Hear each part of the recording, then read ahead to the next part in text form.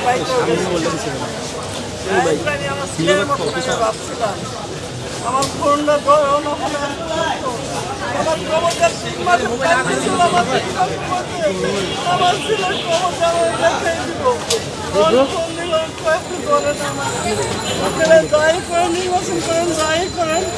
আমার এই খবরটা না দেখে আপনারা আপনার করে ডাক দেবেন আমি করাইয়া পারব না আমার ছেলের খবরটা দেখে আমি বললাম আমি জানতে পারবো আমার ছেলের খবর আমার ছাত্ররা দেয় আমার ছেলের মতন এরকম চুরি করে সবার মার সন্তান সবাই মারি দিচ্ছে আদর করে দেখছি এটা খবর তারা খবর পাঠার লেগে গেছে আমার তো খবর পাকাও চাই না কিছুই চাই না কারণ আমার দেখ আমার সন্তান এই জায়গায় তুলছে আমি এই চাই একটা বছর আমি কি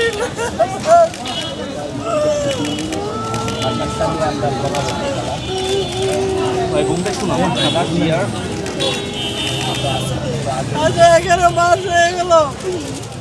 আমি যদি শরীরের ডাকও না পাই আপনারা শান্তি পাইতে ছাত্ররা আমার ডাক দেয় ওই আমার মায়ের মতন বুঝতে ওই আমার দেখ আমার ফোন দিলেও ধরে না আরে নাই তোর কাছে আমি কিছুই চাই না। সংবাদ সম্মেলন চলাকালে ডাকসু নির্বাচনে সংবাদ সম্মেলন করছিলেন মেঘমোল্লার বসুর প্যানেলের যারা রয়েছেন। সংবাদ সম্মেলন চলাকালে জুলাই অভ্যুত্থানে শহীদ সোহেল রানার মা এসেছেন তার ছেলের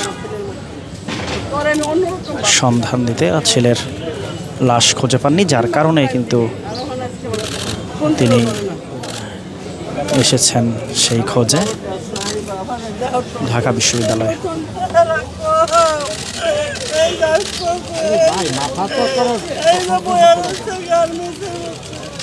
আজকে আমার গার্মেন্টসটা চালানোর মতো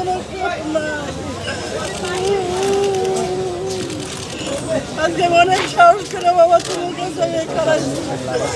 না খারাইতাম না আমি অসুস্থ। আপনার নাম্বার আমরা রেখে দিই, আমরা কিন্তু এইগুলোর মধ্যে ওই যে এখন আজকে যে দাঁড়াইছে আমি দাঁড়াই নাই আমার আপনাদের সাথে সহমত জানাই আমরা কথা বলছি এখানে যখন আমরা না তখন কিন্তু আসছিল ব্যস্ত আমরা হইতেছে নাহিদের সাথে যোগাযোগ করার চেষ্টা করব। ঠিক আছে আমরা খালি বললে সোহেল রানার মা সোহেল রানার মায়ের আশা দিচ্ছ 3 মাসের মধ্যে খবরটা ওরা দিই এই পর্যন্ত আমার দেখা হয়নি আমার বাড়িতে পর্যন্ত বলছি এই সরকার সবার সাথে প্রতারণা করছে।